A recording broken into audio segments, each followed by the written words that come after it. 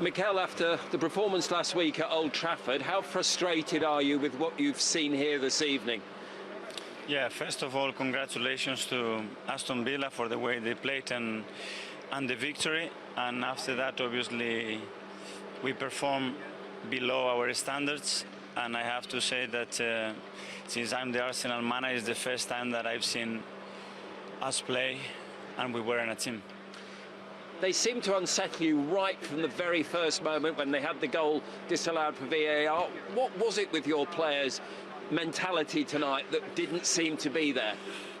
I take full responsibility. We didn't start the game well enough. We got away with the decision VAR because of the offside situation. But straight after that, yeah, we lost all the races, all the duels. We were sloppy on the ball.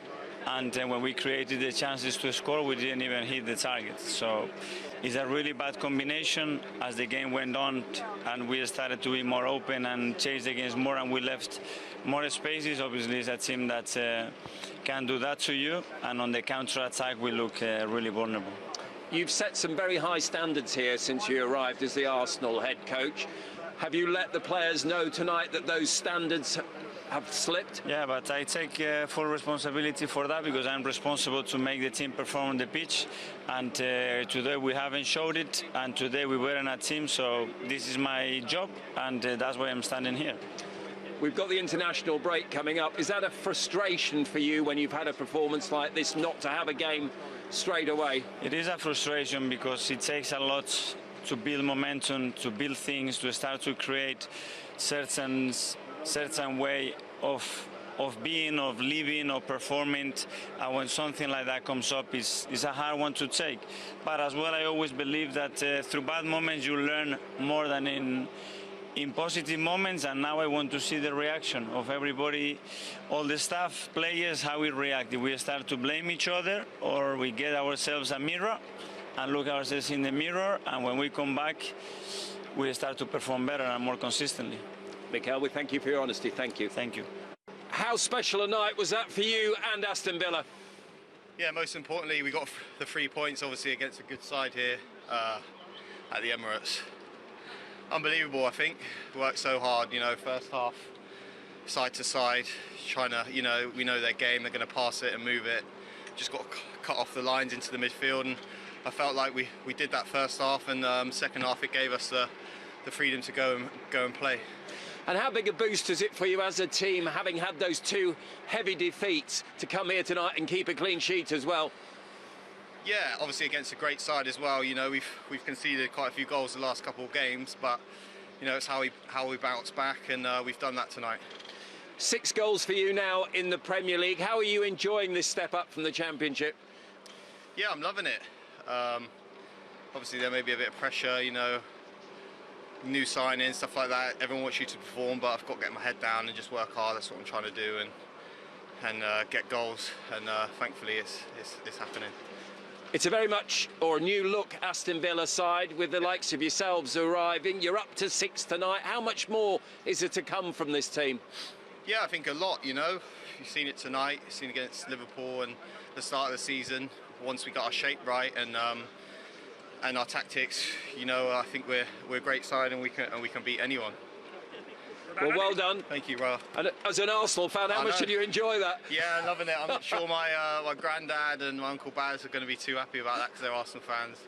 I'm an Arsenal fan myself, but yeah, I'm buzzing. I'll just switch off the phone on the way home. It'll be fine. Yeah, exactly. No, I'm sure they'll love it. But yeah, I'm over the moon.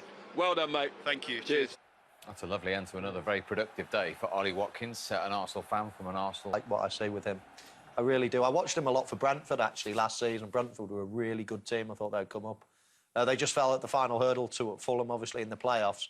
And there was no question that one of the Premier League clubs were going to be looking at him. They've had to pay a few quid for him, though. Yeah, club record, 28 million. Yeah, he's not come cheap, but he's young, he's enthusiastic. I think he can improve as well. Yeah. You know, he's not the all-round player yet, but some of his attributes, you just can't, you know, teach people. He's aggressive.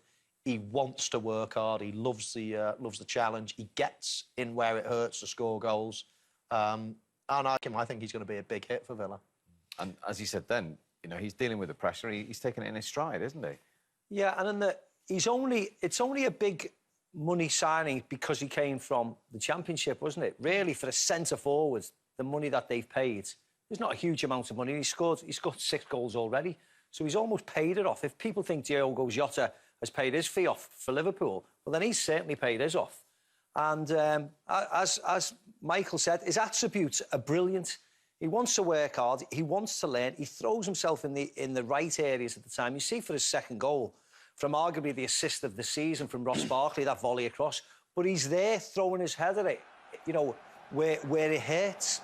And lovely ball by Luis. What a cross this is. What a pick out that is. Left foot, pinged it across, not just slashed at it, punched it back across the face of goal. Really difficult technique with his left foot. And look, he's surrounded by feet, surrounded by bodies, but he's throwing himself in there, Watkins, just in case he hits it like that. And he gets his rewards. Yeah, the difficulty of that ball across is, oh, I mean, on your weak foot, on the volley, with a tiny area to hit between defence and goalkeeper, and you need to hit it across hard. I mean, it was a brilliant ball. But Ollie Watkins there, getting in the right areas. Yeah. Imagine him playing for Arsenal today. Yeah. You know, having that energy, that desire to score a goal. If he's not there doing that, the assist, we don't even talk about it. Yeah. But he's the fact that 1, 2, 3, 4 Arsenal bodies are there again. And who heads it in? Who wants it more than everybody else? Well, it was every Aston Villa player today, but it was the Aston Villa centre-forwards wanted it more than every single Arsenal defender tonight. And that's a conversation we've had before. You don't always see Premier League strikers with that desire to be in that area where Ollie Watkins was. And that's what most of it is, Steve. It's having an instinct of where the ball's going to go and then a desire to score goals. It has to be an obsession to score goals. It's not, you know, I'll just, you know, play a little bit, you know, and try sometimes and whatever. And, you know, if I score a couple of goals once a month or whatever, then that'll keep me in the team. It's not, it's about going to bed every night and you live for scoring goals. It's, as I say, the word obsession springs to mind. And I think when you look at that lad, he's willing to work hard, he's willing to do anything it takes to prove himself, to score goals, to be part of this team. And you can't buy that attitude. You know, you've either got it or you haven't. And a lot of those Arsenal players could do with having the attitude of Ollie Watkins because they didn't try a leg, half of them tonight. Well, Ollie Watkins has now got more Premier League goals this season than Aubameyang, Lacazette and Pepe put together in the Arsenal team. And this was where his second and Villa's third came from, Maka. Yeah, well, this is surreal, isn't it, Jack? Grealish, who was brilliant again tonight, runs 80 yards and then puts Watkins in. I mean, again, great play by Grealish, great run by Watkins, but what were the defenders doing? Look, it's a simple enough run. They leave him, they play him on the side. Goalkeeper comes running out, makes his mind up for Watkins and just absolutely smashes through the ball, through the legs of Leno. Great finish yet again, gets his rewards for an unselfish run.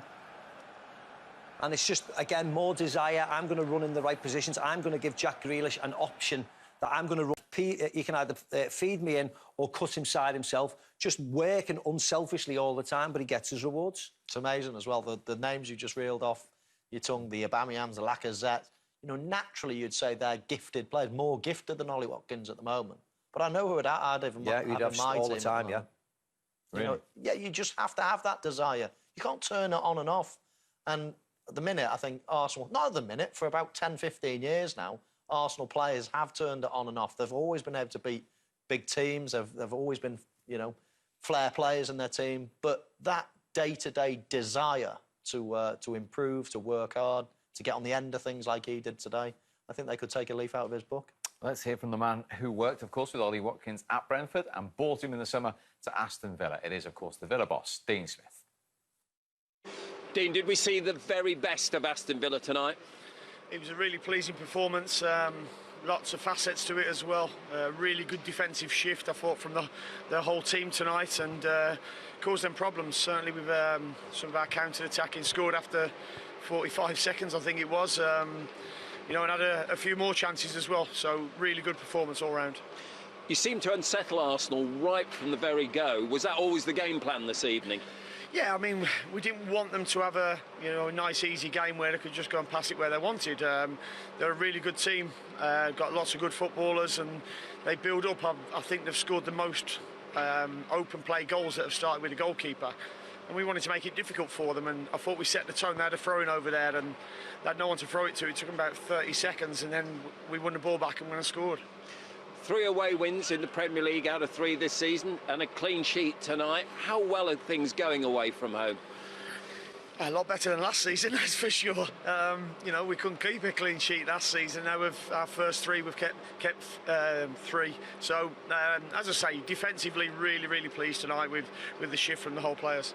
We talk a lot about Jack Grealish, but you took a gamble on Ross Barkley coming in, also Ollie Watkins. How pleasing are those players proving to you at this moment in time? Yeah, I think I said to you at the start, we're a threat with them players in the team. Now, they can score goals. You know, Trez scored against Arsenal again. He scored the goal that, you know, helped survival last season, and he scored again tonight. And then Ollie's got on the end of, you know, a great ball from Ross Barkley. I think it was an even better ball over to Ross Barkley as well from John McGinn.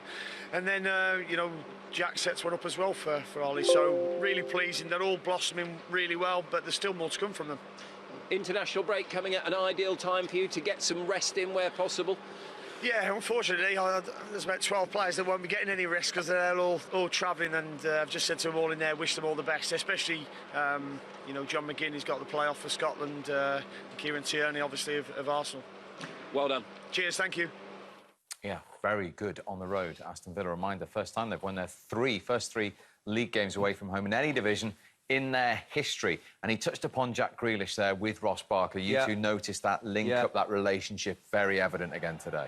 Oh, yeah, they were superb, the pair of them today. You can't really label anybody. You know, Ollie Watkins was great. Defensively, they were excellent, but they weren't really trouble. But the link-up play between these two players, you can see they're very skillful. You can see they've got a real good link-up play away from the football pitch as well. And it's been a brilliant move for Ross Barkley, because it's as if he's got... The shackles are off him now at Aston Villa. He plays a bit further forward. Defensively, he doesn't have to do as much work as he probably did at Chelsea. He knows he's going to play every week, and it looks as if it's like a breath of fresh air for him. Every pass he seems to make, it seems to be picking somebody out, and it's paying dividends, this move. Yeah, I mean, I have to admit, he's frustrated me for long periods of time as Ross Barkley, because you know there's a player there in him, but he's not consistent enough. I mean, he's got 2 great feet. He strikes the ball really well. He can score goals. He can see a pass. But I'm just waiting for it all to click, and I've been waiting for a long time. But, wow, on this evidence tonight, then it's starting to click. He's got the confidence. He's playing with good players. I mean, that front 3 there of Grealish, Watkins and himself is enough in the Premier League. So they've got something good going. And, of course, Grealish we've known for a long time. The only person that probably doesn't rate him as much as we all do is the England manager, because if I was the England manager, I'd be building a team around him. I think he's that good. But does Ross Barkley's arrival help Jack Grealish? Because now they've got somebody else. They can't just man-mark Jack Grealish, the opposition. No, I think that... Listen, we've all had a go at Aston Villa in the past about their signings and who was signing these players, and random players are coming in and out. They deserve a whole lot of credit this year. Ross Barkley on loan is brilliant. The goalkeeper, we know Tom Heaton's a fantastic goalkeeper, but has had his injury problems. Brilliant. Matty Cash coming in at right back. Less of a big name, of course, because he's a right back, but then, you know, and then they buy the centre forward. So that spine of the team has instantly become stronger. They become younger. They become more agile. They can all play at a decent level, so they all know what they're doing. And it's just enhanced their team. And the fact that they've all hit the ground running and they're all, you know, absolutely flying, I think is brilliant for them. So whoever was involved in that process, fair play. Yeah, and specific and logical recruitment, isn't it? It's total chalk and cheese, isn't it, to the year before? They spent 100 and something million in months. Random. And you just think, what have they got to show for that now? And then all of a sudden they go and spend a lot less, but much more pinpointed, and it's turned them, you know, from a relegation candidate. Now you're thinking, how far can you go? Very solid team, very good performance tonight. And it's an exciting team that you think could get better and better. You know, there's a lot of promise in there, a lot of youngsters in there.